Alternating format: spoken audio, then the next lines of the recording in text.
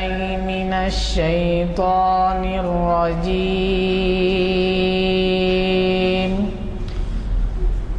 بسم الله الرحمن الرحيم.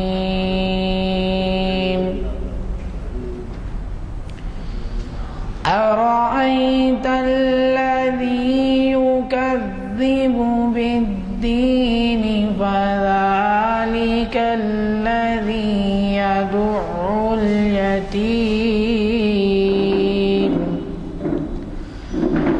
ولا يحض على طعام المسكين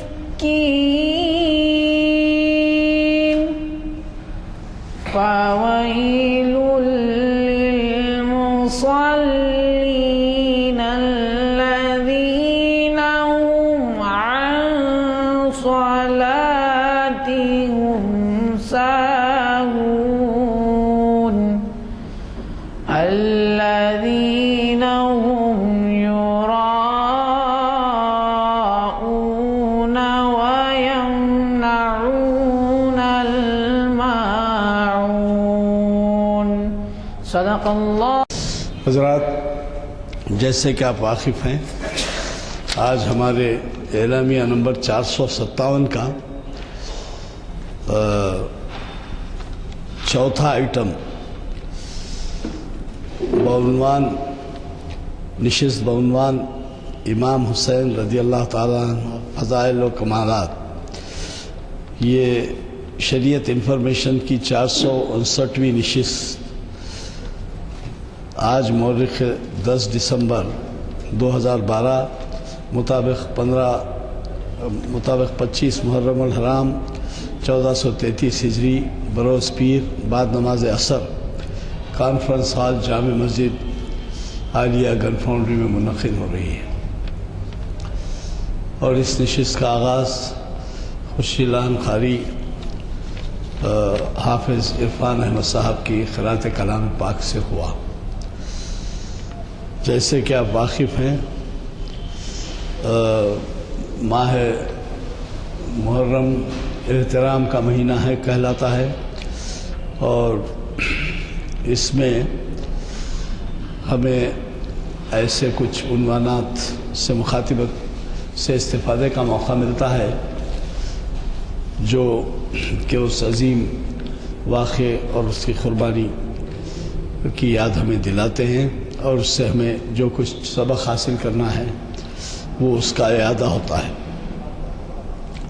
یہ شریعت انفارمیشن کی 459ویں نشست ہے، اور آج کے مخرج صاحب سے ایسے نہیں ہے کہ آپ واقف نہیں ہیں، بلکہ انہوں نے ہمیں کئی مرتبہ نہ صرف اس مقام سے آپ کو مخاطب کیا ہے اس ڈائس سے، بلکہ انہوں نے ہمارے ہاں جمعہ کے خطبات بھی دیے ہیں. اور اللہ کا فضل ہے کہ ان کی علمی تبحر کی وجہ سے ہمارے اخبارات ان کے مضامین، ان کے تقاریر، ان کے خطابات اور کو نمایاں مقام دیتے ہیں. اور یہی نہیں بلکہ مجھے جہاں تک خیال پڑتا ہے کہ وہ ٹی وی میں بھی ہمیں استفادے کا موقع دیتے ہیں ذریعے ٹی وی کے بھی. تو میں ہمارے آج کے حاضرین میں ایک حیدرآباد کے مشہور نعت گو شاعر بھی موجود ہیں، میری مراد غلام محمد صاحب سے ہے جو یہاں تشریف فرما ہے. میں ان سے گزارش کروں گا کہ وہ ایک ہمیں اپنے نعت سے سرفراز فرمائے.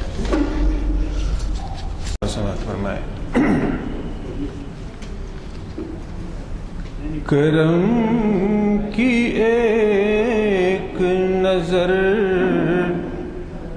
لطف بے کرام والے، کرم کی ایک نظر لطف بے کرام والے، کرم کی ایک نظر لطف بے کرام والے، ہم پہ آئے ہیں دن سخت امتحان والے، کہ ہم پہ آئے ہیں دن سخت امتحان والے۔ شعر دیکھیے، زمین پر ایک ہی ایسا ہے گنبد خضرا،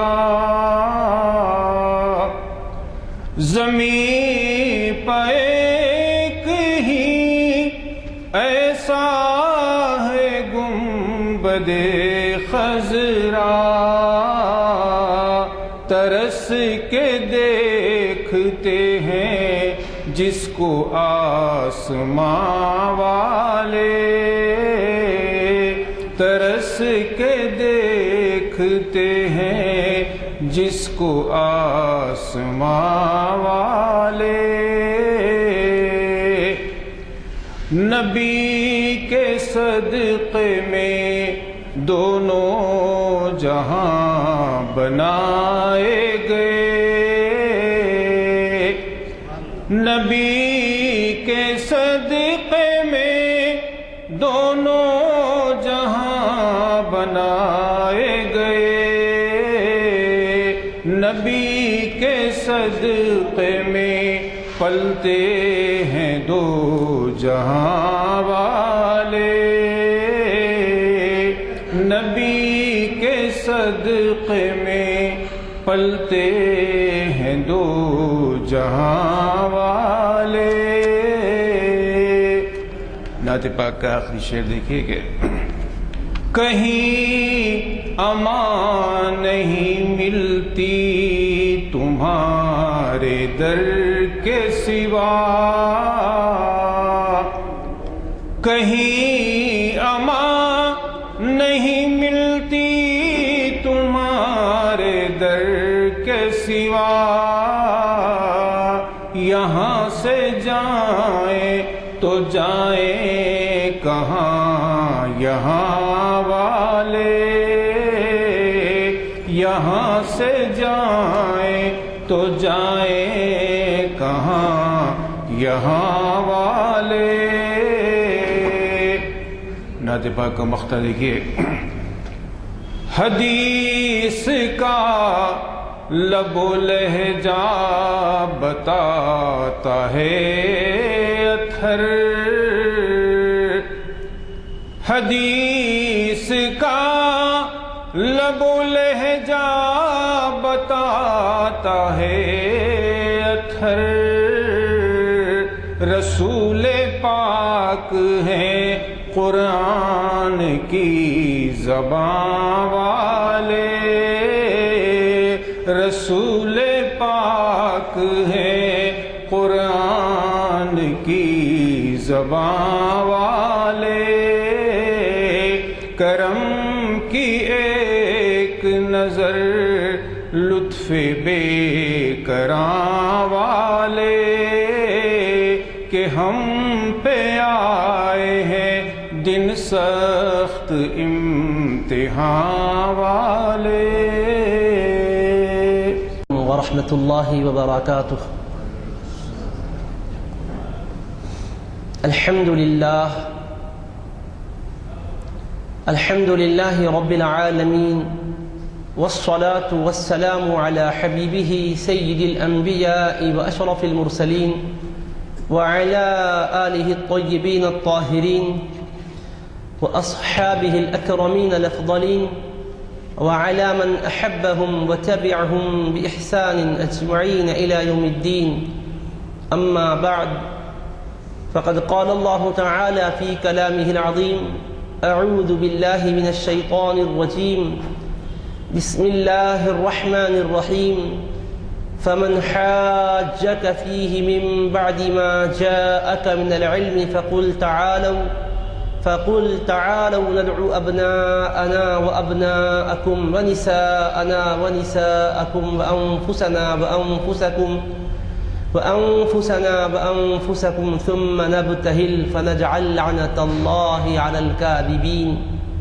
وقال تعالى في شأن حبيبه الكريم: إن الله وملائكته يصلون على النبي يا أيها الذين آمنوا صلوا عليه وسلموا تسليما. اللهم صل على سيدنا محمد وعلى آله وصحبه أفضل صلواتك وعدد معلوماتك وبارك وسلم. محترم المقام علی جناب غلام سمدانی صاحب حفظہ اللہ، ولائق صد تکریم، حاضرین مجلس و سامعین جلسہ، و دور و دراز سے انٹرنیٹ کے ذریعے سماعت کرنے والے لائق احترام بزرگوں اور دوستوں، اللہ سبحانہ و تعالیٰ کے فضل و کرم سے اس بابرکت علمی مجلس میں آپ اور ہم شریک ہیں، اور جیسا کہ ابھی آپ نے ہمارے محترم غلام یزدانی صاحب سے سماعت فرمایا کہ یہ شریعت انفارمیشن کی جو نشست ہے 469ویں نشست ہے، اور آج کا ہمارا موضوع ہے امام حسین رضی اللہ تعالیٰ عنہ فضائل و کمالات۔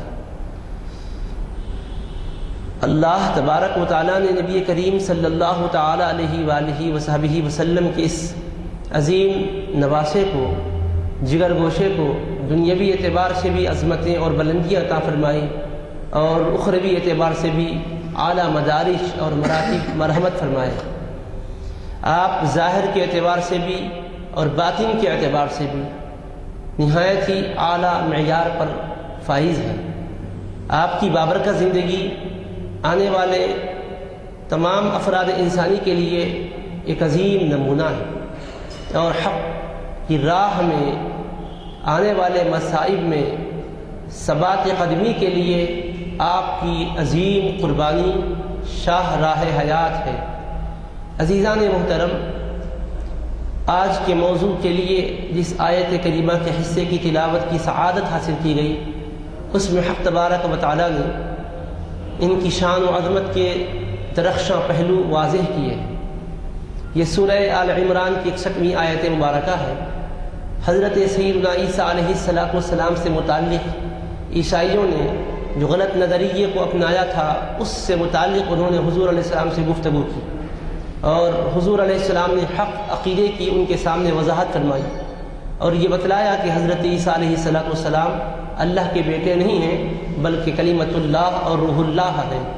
تو انہوں نے کہا کہ کیسے ہو سکتے ہیں، یقیناً آپ اللہ تبارک و تعالیٰ ہی کے بیٹے ہیں۔ تو حضور علیہ السلام نے تمثیل کے پیرائے میں سمجھایا کہ دیکھو، عیسیٰ علیہ السلام کی مثال بھی آدم علیہ السلام ہی کے مانند ہے۔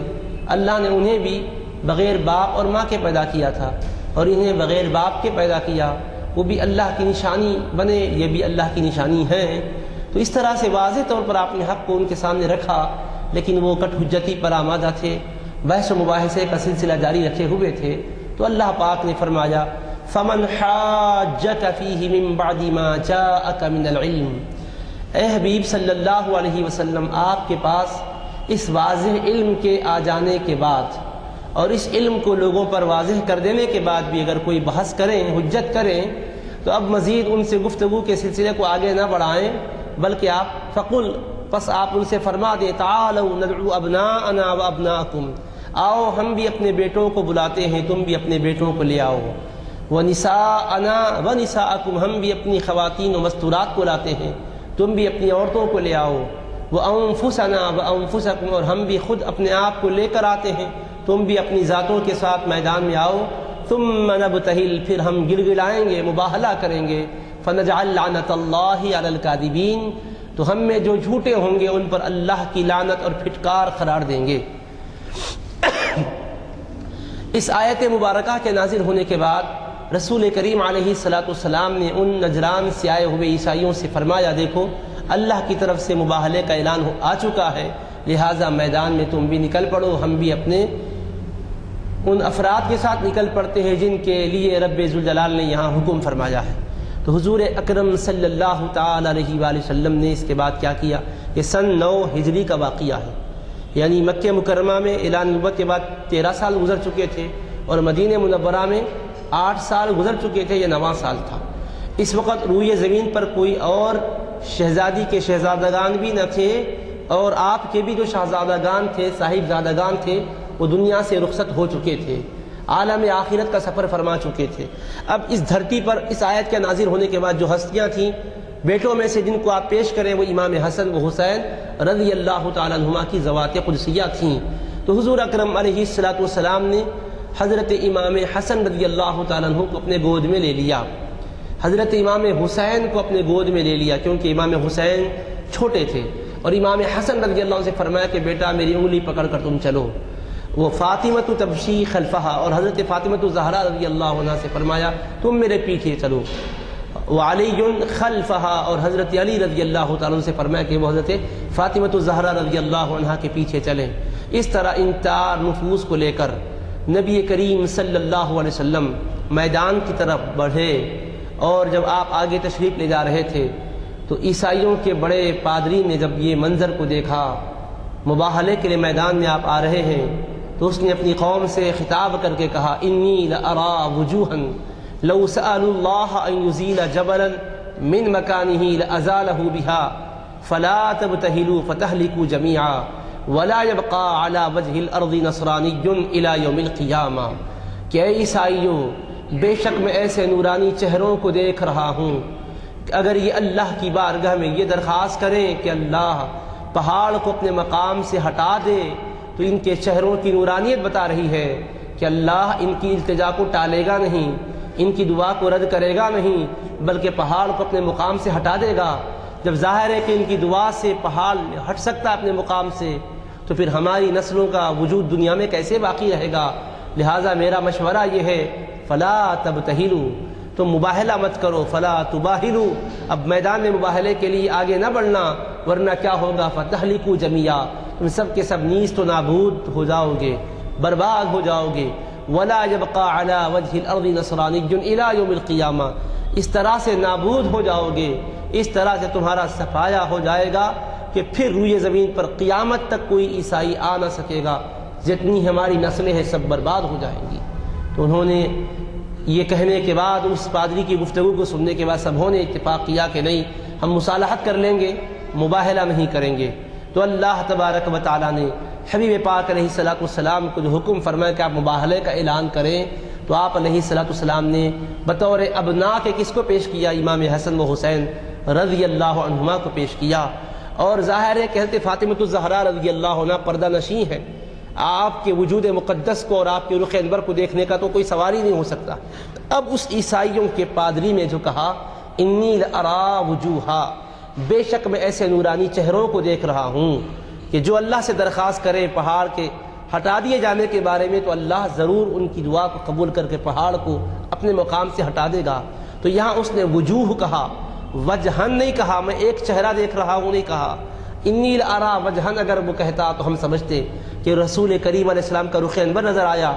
حضور علیہ السلام چونکہ نبی برحق ہے، رسول صادق ہے، مصدوق ہے، حبیب رب العالمین ہے، سراپا حق کی دلیل و برہان ہے، سراپا معجزہ ہے، یقیناً آپ کے وجود کو دیکھنے کے بعد مقابلے کی وہ تاب نہ لا سکا، ہم یہ کہہ سکتے تھے، لیکن بات صرف ایک چہرے کی نہ کیا، میں ایسے چہروں کو دیکھ رہا ہوں کہا۔ تو کون سے چہرے اس کو نظر آئے؟ حضرت علی مرتضیٰ رضی اللہ عنہ تو پیچھے تھے پشت ہر کے، بی بی فاطمہ زہرا کے بھی وہ پیچھے تھے۔ تو اب جو چہرے نظر آئے حضور کے ساتھ، وہ امام حسین کا چمکتا دمکتا چہرہ نظر آیا، اور امام حسن کا چہرہ چمکتا دمکتا نظر آیا۔ تو یہ ان چہروں کو دیکھنے کے بعد اعلان کیا، قوم کا عیسائی تھا، اسلام کو قبول تو نہ کیا تھا، اور اس کی نگاہوں نے ادراک کیا کہ چہروں کی نورانیت بتا رہی ہے، یہ سراپا حق کی دلیل ہے، اگر میدان میں یہ ہوں گے تو یقیناً فتح انہی کو ملے گی، ان کے مقابل والے کو کبھی کامیابی نہیں مل سکتی۔ اسی بنیاد پر کہا کہ تم ان سے مباہلہ نہ کرنا، ورنہ قیامت تک تمہاری نسلیں برباد ہو جائے گی، کوئی ایک فرد بھی باقی نہیں رہے گا۔ تو یہیں سے ایک بات واضح ہو چکی کہ امام حسن و حسین رضی اللہ عنہما ابھی عالم شباب کو نہیں پہنچے تھے، ابھی رشد و ہدایت کے منصب پر فائز نہیں کیے گئے تھے، ابھی واعظ و تبلیغ اور خطبہ اور بیان کے لیے قیام فرما نہیں ہوئے تھے، ابھی بچپن ہی میں تھے، کم سنی ہی میں تھے۔ حق تعالیٰ نے فرمایا میرے حبیب عیسائیوں کو شکست دینا ہو تو اپنے شہزادوں کو لے کر میدان میں جائیں، ان سے بھی کہیں تم بھی اپنے بچوں کو لے آؤ، یہ شہزادگان آپ کے حق و صداقت کی دلیل ہیں، میرے محبوب ان کو پیش کریں۔ تو رسول پاک علیہ الصلوۃ والسلام جب لے کر گئے تو چہروں کو دیکھ کر کہنے لگے یقیناً یہ صداقت کی دلیل ہے۔ تو قرآن مجید نے ان کو حق و صداقت کی دلیل کے طور پر پیش کیا اور بچپن ہی میں یہ حقیقت واضح کر دی کہ بچپن میں جب یہ رشد و ہدایت کا عظیم ترین نمونہ اور مینارہ ہے تو پھر جب شباب اور جوانی کو پہنچیں گے، باقاعدہ رشد و ہدایت کے منصب پر بیٹھیں گے تو ان کی ذات سے کس طرح علم و معرفت کا اجالا نہیں پھیلے گا اور دنیا کے اندر کیسے ان سے فیوض و برکات نہیں پھیلیں گے۔ تو حضرت نبی کریم علیہ الصلوۃ والسلام نے ان شہزادگان کے انتخاب کے ذریعے سے یہ حقیقت واضح فرما دی، آیت قرآنی یعنی ان کو حق کی دلیل کے طور پر پیش فرما دیا۔ اسی طرح سے اللہ تبارک و تعالیٰ نے اپنے کلام مجید میں ان کے ظاہر و باطن کے پاک ہونے کی شہادت دی اور توثیق فرما دی۔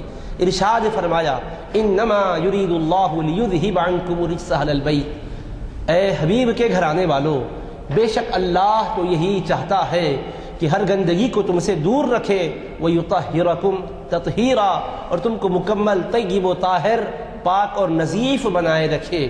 ہر آلودگی کو تم سے دور رکھنے کا اللہ نے ارادہ کر لیا ہے اور اس کا ارادہ یہ ازلی ہے، ہمیشہ کے لیے ہے اور ہمیشہ تمہیں پاک و صاف بنائے رکھے گا۔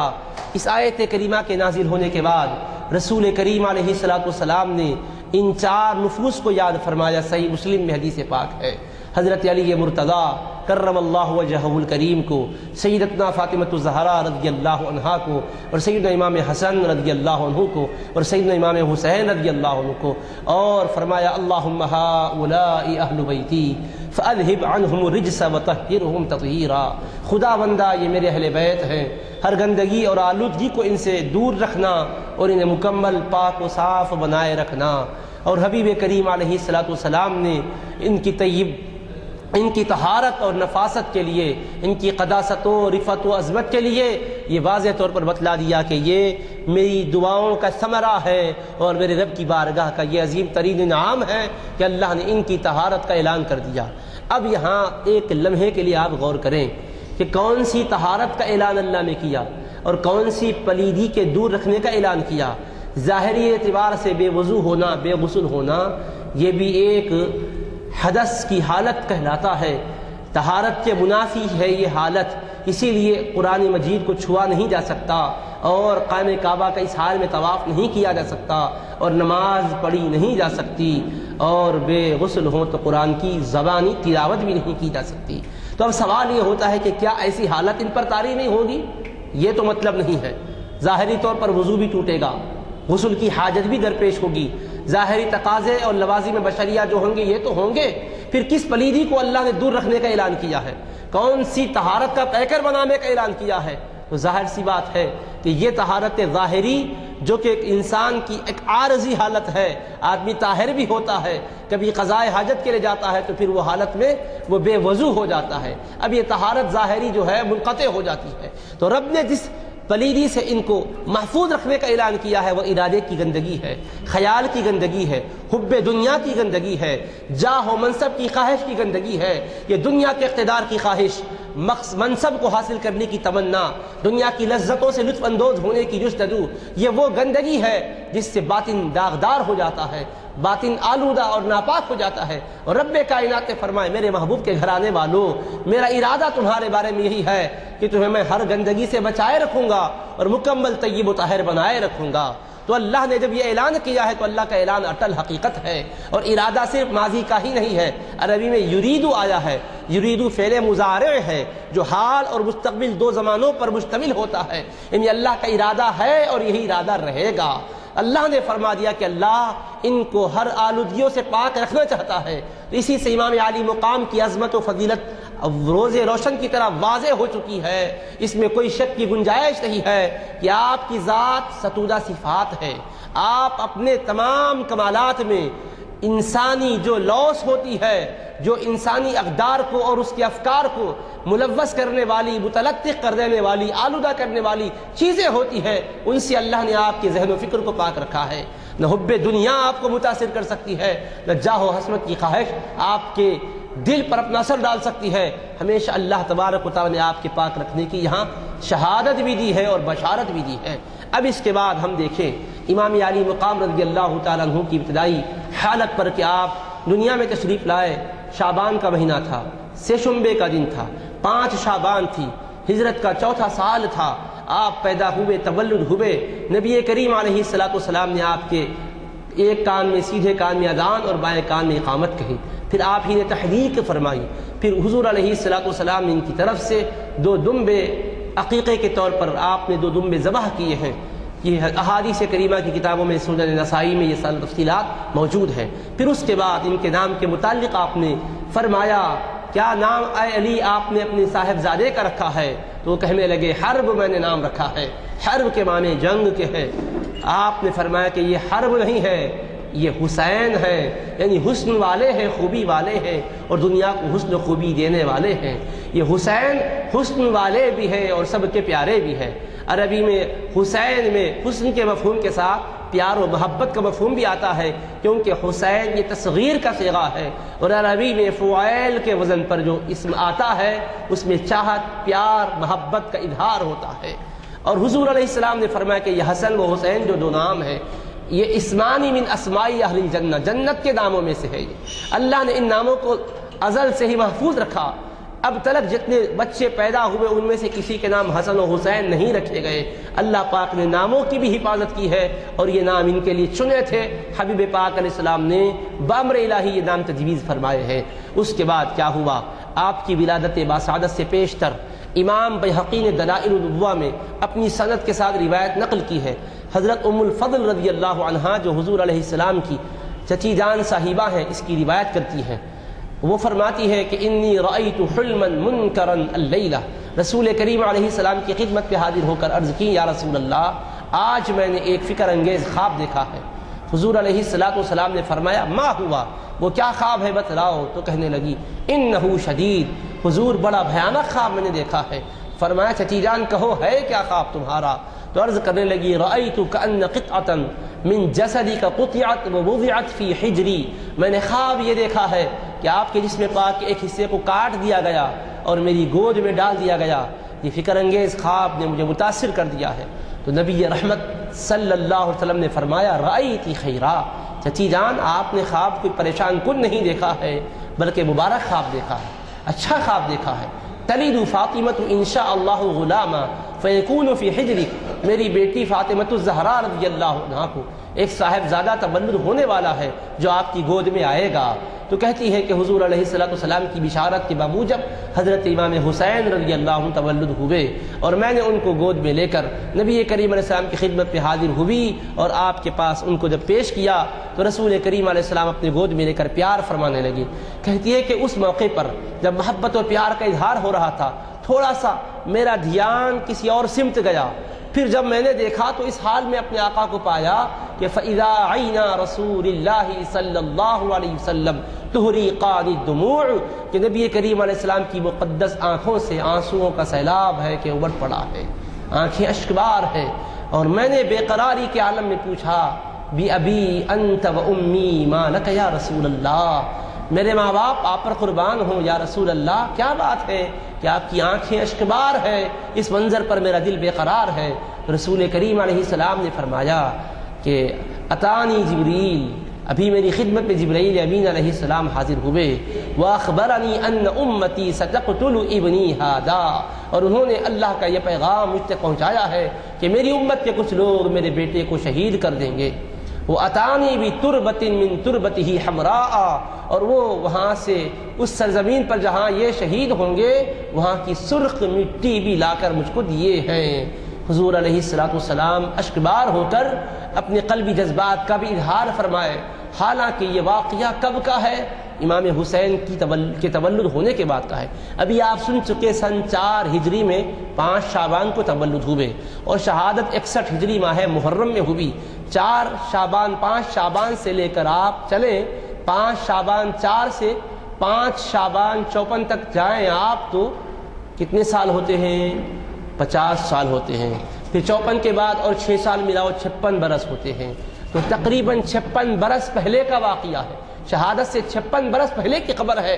آقا علیہ السلام 56 برس پہلے ہی اشک بار ہو کر بتائے ہیں کہ ان کی یہ قربانی حق و ہدایت کے لیے، دین کی سربلندی کے لیے قربانی ہوگی، دنیا کے کوئی مقصد کے تحت نہیں ہوگی، کوئی سیاسی اقدار نہیں ہوں گے، جاہو منصب حاصل کرنے کا کوئی داعیہ یا جذبہ نہیں ہوگا۔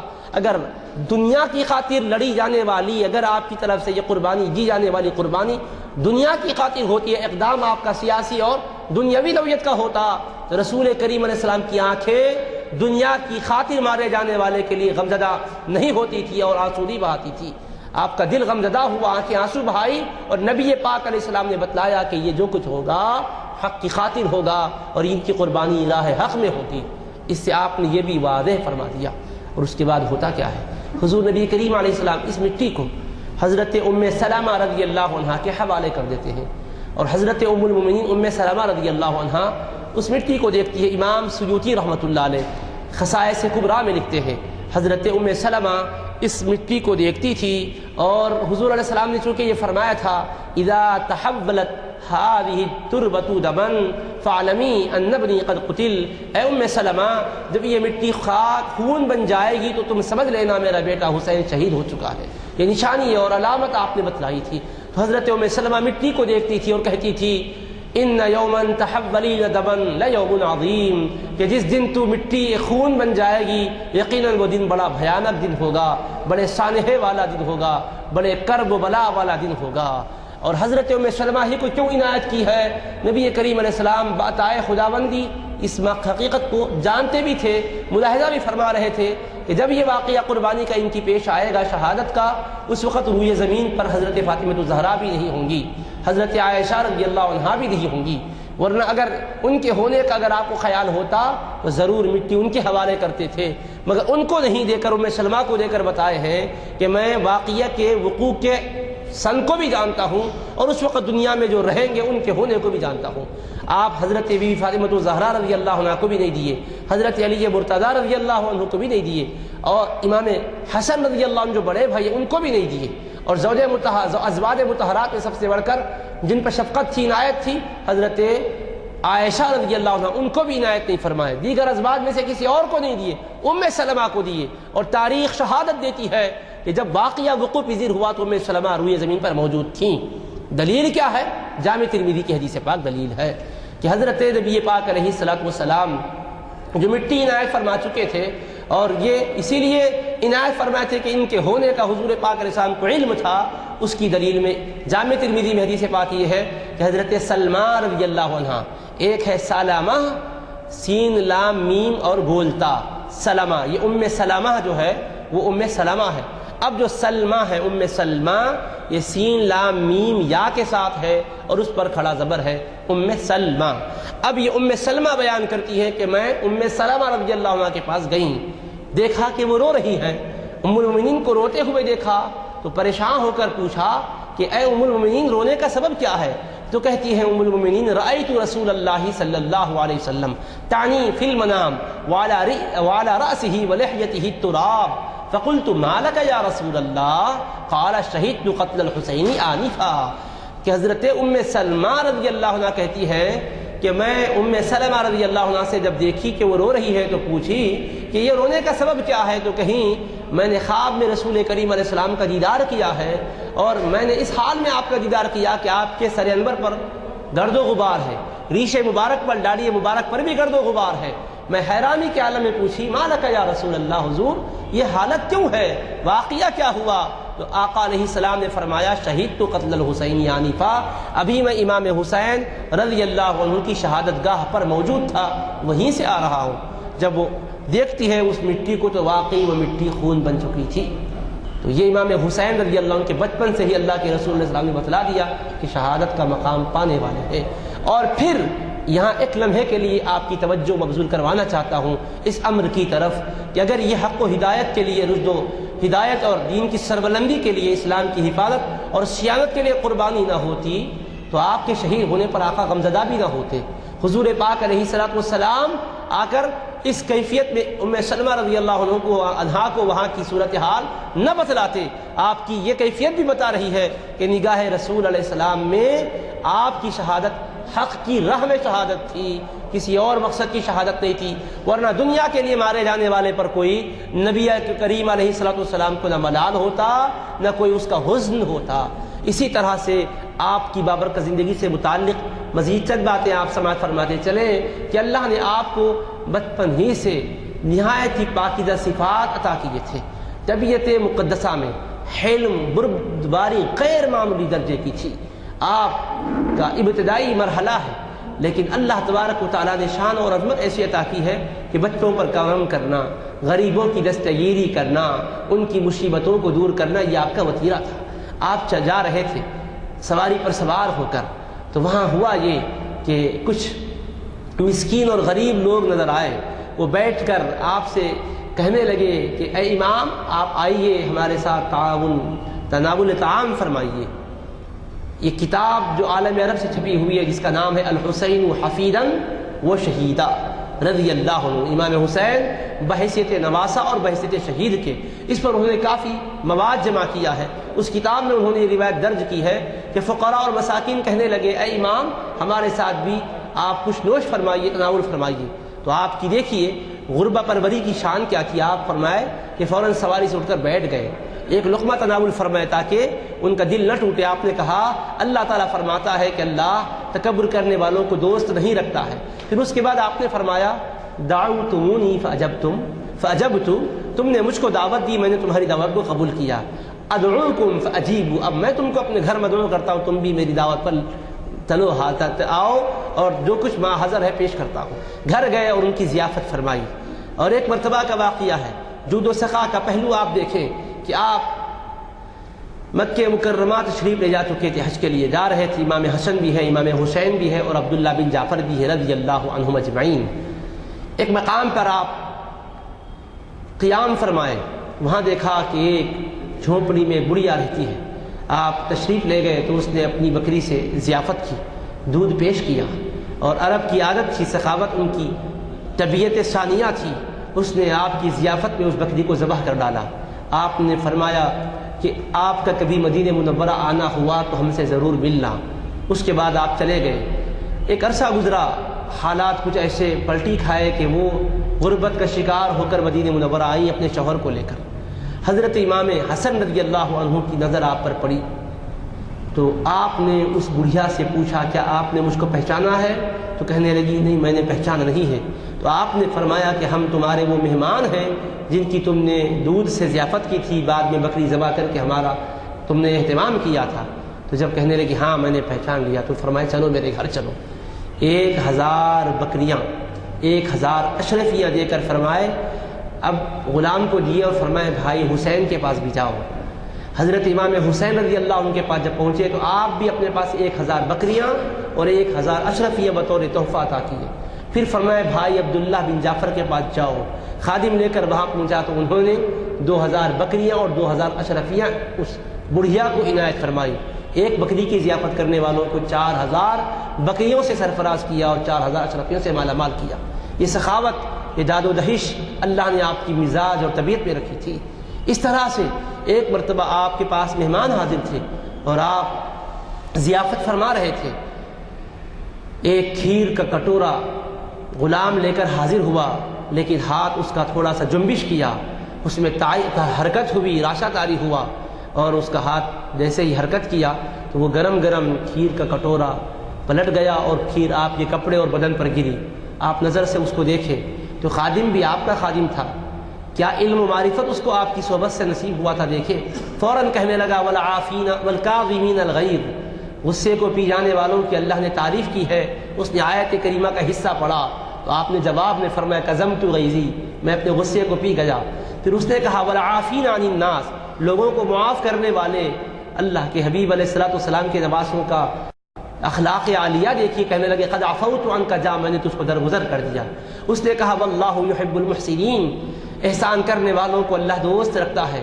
تو آپ نے فرمایا جا میں نے تجھ کو آزاد کر دیا اور جب تک تو دنیا میں رہے گا تیرا خرچہ میرے ذمے ہے، نہ نفقہ میرے ذمے ہے.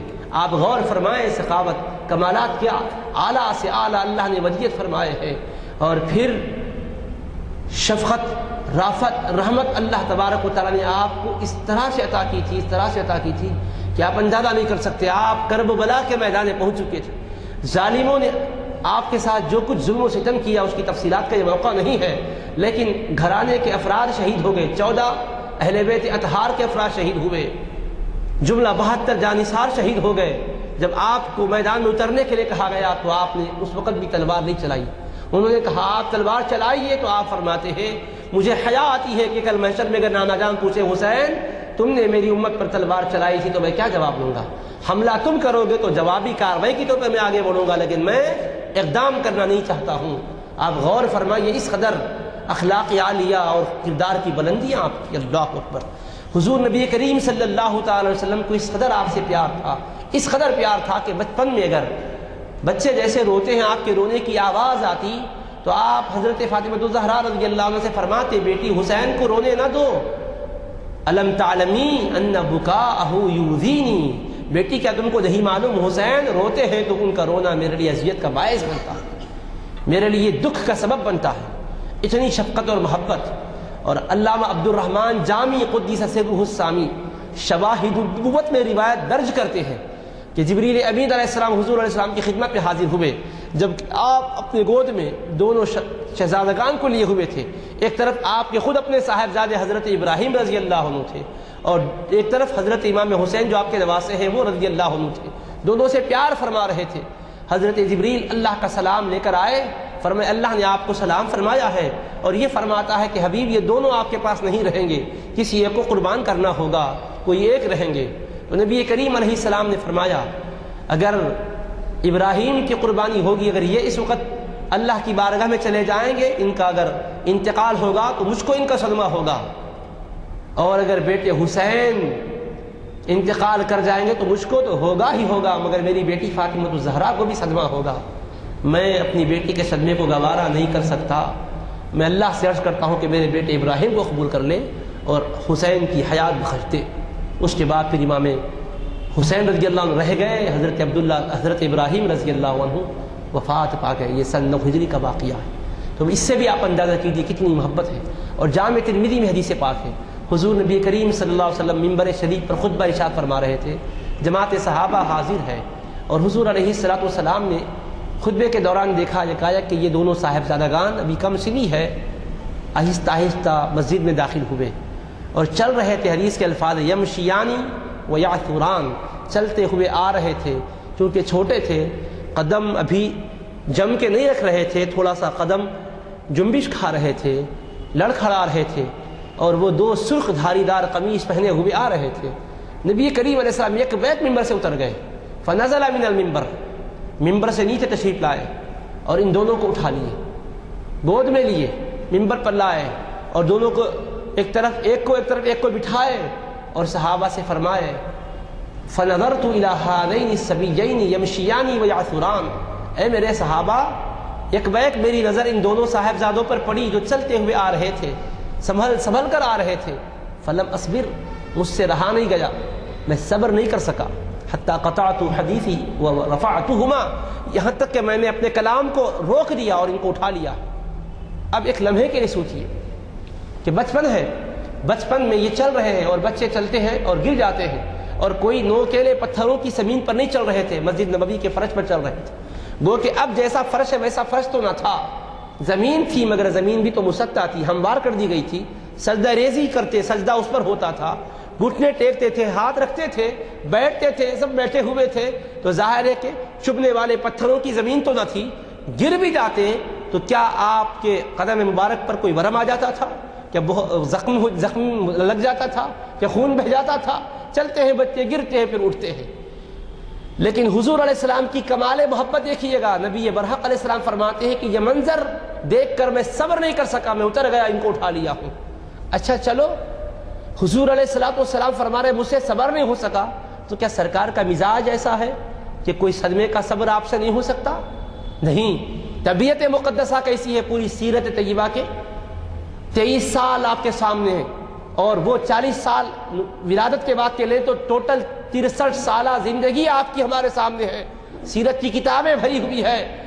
احد کے میدان میں چہرے انور زخمی ہو گیا، دندان مبارک شہید ہو گئے، اور طائف میں قدمین کریمین کو لہو لہان کر دیا گیا، اس قدر ستم ڈھائے گئے، مگر کبھی نہیں فرمایا کہ مجھ سے صبر نہیں ہو سکا، کبھی نہیں فرمایا۔ ایک بار بھی سیرت کی کسی کتاب سے بتایا جائے کہ نبی کریم علیہ السلام نے یہ فرمایا ہو کہ ان کی اذیتوں پر میں صبر نہیں کر سکا، نہیں فرمایا۔ مگر آج آقا فرماتے ہیں دو صاحبزادگان جو آ رہے تھے اور ذرا سنبھل کر آ رہے تھے، یہ منظر دیکھ کر مجھ سے صبر نہ ہو سکا، اتر کر ان کو اٹھا لیا ہوں۔ تو حالانکہ بچپن ہے، بچپن میں چل کر گرنے کا اتنا خیال ہے تو عزیزوں، جن ظالموں نے اس وجود پاک پر تیروں کی برسات کی ہے، نیزے بھالے استعمال کیے ہیں، تلواروں کے وار کیے ہیں، صرف چہرے انور ہی پر جو کہ چہرہ حضرت علامہ عبد الرحمن جامی کی شواہد النبوہ کے حوالے سے عرض کر رہا ہوں ایسا نورانی تھا کہ اندھیری رات میں بیٹھتے تو چہرے سے شعاعیں نکلتی تھی اور ہر سو اجالا پھیل جاتا تھا۔ اس چہرے پاک پر 72 زخم آ چکے ہیں، تو تن نازنین پر گھوڑے دوڑائے گئے ہیں اور سر پاک کو تن اقدس سے جدا کیا گیا ہے اور نیزے پر بلند کر کے ہر جگہ گشت کرایا گیا ہے۔ تو سرور کونین علیہ السلام کو کتنی تکلیف نہیں ہوئی ہوگی۔ اور آپ نے سن لیا ام سلمہ کی روایت کہ حضور علیہ السلام بڑے بے قرار ہو کر تشریف لا کر واقعہ بھی سنا دیے اور فرمایا کہ میں مقتل حسین پر موجود تھا۔ تو اس سے اندازہ کر سکتے ہیں ہم کہ نبی پاک علیہ السلام کے قلب نازک کو صدمہ ضرور ہوا۔ اور اللہ تعالیٰ فرماتا ہے ان الذین یؤذون اللہ ورسولہ، بے شک جو اللہ اور اس کے رسول کو اذیت دیتے ہیں، لعنہم اللہ فی الدنیا والآخرہ، دنیا اور آخرت میں اللہ ان پر لعنت فرماتا ہے، وأعد لهم عذابا مہینا، اور ذلت آمیز ان کے لیے عذاب تیار کر رکھا ہے۔ اللہ تعالیٰ نے یہ فرمایا، اور سورہ توبہ میں فرمایا والذین یؤذون رسول اللہ لهم عذاب علیم، جو اللہ کے رسول کی اذیت کا سبب بنتے ہیں ان کے لیے دردناک عذاب ہے۔ سوچیں اور غور کریں کہ حضرت حمزہ رضی اللہ عنہ سید الشہداء ہے، حضور کے چچا جان ہیں، احد میں شہید ہوئے، اور شہید کرنے والے وار کرنے والے وحشی تھے، وہ بعد میں مسلمان ہو گئے، صحابیت کا شرف مل گیا۔ اور آپ کو معلوم اسلام سے پہلے جتنے گناہ ہوئے اسلام کے بعد وہ گناہ سارے معاف کر دیے جاتے ہیں۔ اس کے باوجود سرکار کو وہ صدمہ اتنا پیش نظر تھا کہ وہ وحشی سامنے آئے تو بخاری کی حدیث سے فرمائے فَهَلْ تَسْتَطِيعُ أَن تُغَيِّبَ وَجْهَكَ عَنِّي، اے وحشی تمہارا اسلام قبول ہے، تمہاری خطا معاف ہے، لیکن اے وحشی بتاؤ یہ کیا تم سے یہ ہو سکتا ہے کہ تم میرے سامنے بار بار آنے سے پرہیز کرو؟ ہو سکا تو ذرا سامنے بار بار آیا نہ کرو، تم آتے ہو تو وہ زخم تازہ ہو جاتا ہے۔ تو چچا جان کے زخم کا اتنا خیال ہے تو حضور پاک کے یہ جگر پارے ہیں، جگر گوشے ہیں، ان کا کتنا حضور پاک علیہ السلام کو لحاظ نہیں ہوگا اور کیا حال ہوگا۔ آخر میں ایک روایت پر اپنی گفتگو کو ختم کرتا ہوں کہ نبی کریم علیہ السلام سنن ابو داؤد میں، سنن نسائی میں، دیگر کتب احادیث شریفہ میں مستدرک علی الصحیحین میں روایت ہے کہ عشاء یا فجر کی نماز کا وقت ہے۔ حضرت عبداللہ بن شداد رضی اللہ عنہ راوی ہے، اپنے والد سے روایت کرتے ہیں کہ نبی کریم علیہ السلام نماز پڑھا رہے تھے اور نماز میں ایک سجدہ غیر معمولی طویل ہو گیا۔ سجدوں میں توازن ہوتا ہے، اگر ایک سجدے میں 3 مرتبہ تسبیح پڑھے تو دوسرے میں 11 مرتبہ نہیں پڑھنا، 3 مرتبہ پڑھنا، 5 ہے تو 5، توازن 2 سجدوں کے مابین ہونا ہے۔ لیکن ایک نماز ایسی ہوئی کہ سجدہ غیر معمولی طراز ہو گیا۔ نماز سے فارغ ہونے کے بعد صحابہ نے پوچھا یا رسول اللہ انک سجدت بین ظہرانی صلاتک سجدۃ اطلتها حتی ظننا انه قد حدث امر او انه یوحى الیک، آج نماز کے دوران ایک سجدہ غیر معمولی دراز آپ نے کیا ہے، ہم یہ خیال کیے شاید کوئی حادثہ تو پیش نہیں آیا یا پھر وحی الہی تو نازل نہیں ہو رہی، کیا قصہ ہے؟ تو حضور پاک علیہ السلام نے فرمایا کل ذلک لم یکن، نہ تو وحی نازل ہو رہی تھی نہ کوئی حادثہ پیش آیا، ولکن ابنی ارتحلنی فکرہت ان اعجلہ حتی یقضی حاجتہ، ہاں میرا بیٹا حسین البتہ پشت پر سوار ہو چکا تھا، میرا دل نہیں چاہا کہ میں سجدے سے سر اٹھاؤں اور بیٹا زمین پر آ جائے، ان کی خاطر میں نے سجدے کو طویل کر دیا تاکہ وہ اپنی خواہش سے خود ہی اتر جائیں، پھر میں نے اس کے بعد سجدے سے سر اٹھا لیا ہے۔ تو یہ عظمتیں، یہ رفتیں، یہ بلندیاں ہمارے لیے درس و پیغام دیتی ہے کہ ایسی رفیع الشان ہستیوں کی پاکیزہ سیرت کو اپنایا جائے، اور انہوں نے اپنی قربانی دین حق کے لیے دی ہے، اور ہمیں بتایا ہے کہ اللہ کی رضا کے لیے تن من دھن کی اور کم سے کم فی الوقت ہمیں وقت کی قربانی دینی ہے۔ اگر ہم یہ بھی نہ کر سکے تو عزیزان محترم اللہ کے پاس باعث مواخذہ ہوں گے۔ اللہ تعالی ہمیں اپنے مواخذے سے بچائے اور آپ کی بابرکت زندگی کے فیوز و برکات سے مستفیض اور مستنیر فرمائے۔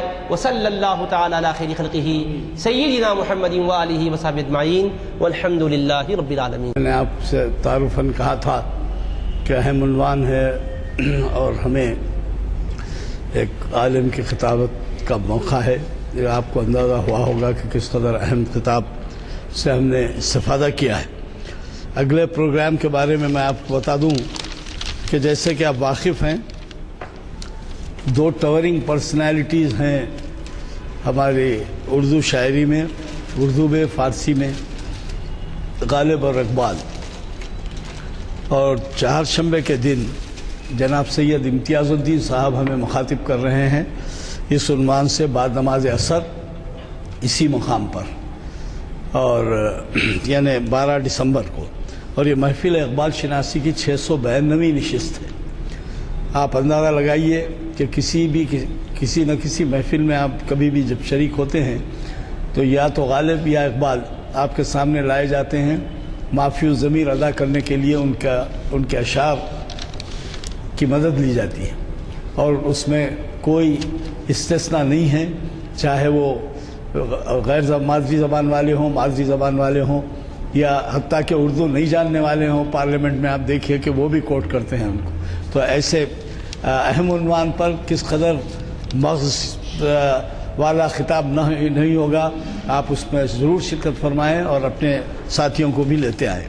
دوسری بات آپ سے جو کہنی تھی وہ یہ ہے کہ جمعرات کے دن یہ ایج اولڈ آپ سے جو کرنی ہے، یہاں پچھلے ہفتے ایک بہت ہی اہم کتاب ریلیز ہوئی ہے۔ یہ ہے عقیدہ توحید قرآن مجید اور بائبل میں۔ یہ نچوڑ ہے اور اس کے اندر جو حوالے ہیں اور جو اسٹڈیز کا مغز ہے وہ اس کی جو کچھ بھی ہدیہ اس کا رکھا گیا ہے اس سے کئی گنا زیادہ ہے۔ یہ 200 کی کتاب 100 روپے میں ہے، اس کا ہدیہ 100 ہے۔ میں 10 کتابیں لایا تھا، 5 چلی گئی ہیں، ضرور لیتے جائیے، خود پڑھیے، تحفتاً دیجیے، خود نہیں بھی پڑھتے ہوں کسی کو تحفتاً دیجیے۔ 100 کی کتاب نہیں ہے، 1000 روپے آپ تحفہ دینے کے برابر ہے۔ 5 کتابیں